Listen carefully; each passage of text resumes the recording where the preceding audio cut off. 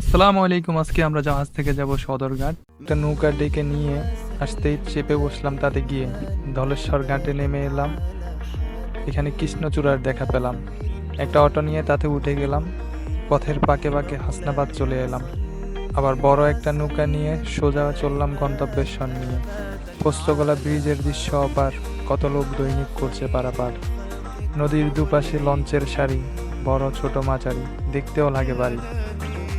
যেমন রাজকীয় ভেসে চলে, তেমনি কিছু নোঙর করে জলে। কেউ চলছে বরিশাল পানে, কেউ খুলনার গন্তব্য জানে। নদীর জলে সূর্যের আলো করছে চিকচিক, কিছু নৌকা শাপলার মতো বাঁধা, অন্য কিছু দিক বিদিক।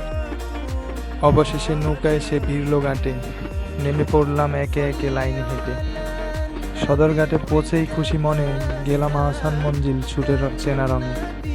3টা পেরিয়েছে গেট বন্ধ, টিকিট না কেটে হতাশার ছন্দ। তাই এদিক থেকে ঘুরে গিয়ে হাঁটলাম নতুন পথ দিয়ে। কিছু লোক বসে আছে পুরনো বই নিয়ে, পছন্দ মতো একটা বই কিনলাম ওইখানে গিয়ে। তারপর জগন্নাথ বাস সিটির পাশে ঘুরতে গেলাম। কাজী নজরুল কলেজেরও দেখা পেলাম। বিকেলের রোদে মিনারের মাঝে সূর্য ঢলে পড়ে ধীরে ধীরে সাজে। শেষে ফিরে এলাম ঘাটের পানে, জাহাজের জন্য মন টানে। আজকের গল্প এখানেই শেষ করে চললাম ছুটে লোহার ঘরে, জাহাজের তরে। একদিনের ভ্রমণ স্মৃতির পটে রয়ে যাবে হৃদয়ে ছন্দ রটে।